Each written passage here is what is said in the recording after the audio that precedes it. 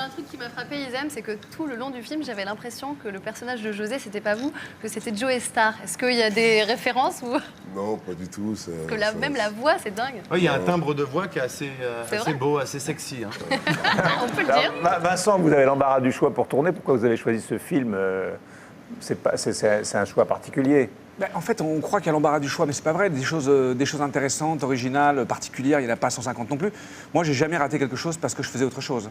C'est-à-dire qu'à chaque fois que je fais un film, c'est parce que c'est le seul que je peux faire sur le moment.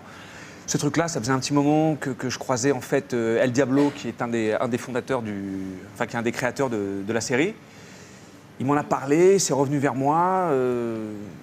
Je vois pas très bien comment j'aurais pu ne pas le faire en fait. Non, c'est vraiment marré. Mais sauf qu'on était en duo, mais dans des cabines séparées. différentes. Donc on était en duo que par l'oreille et la voix, et ce qui est encore une fois assez sexy, parce que ce film est très sexy.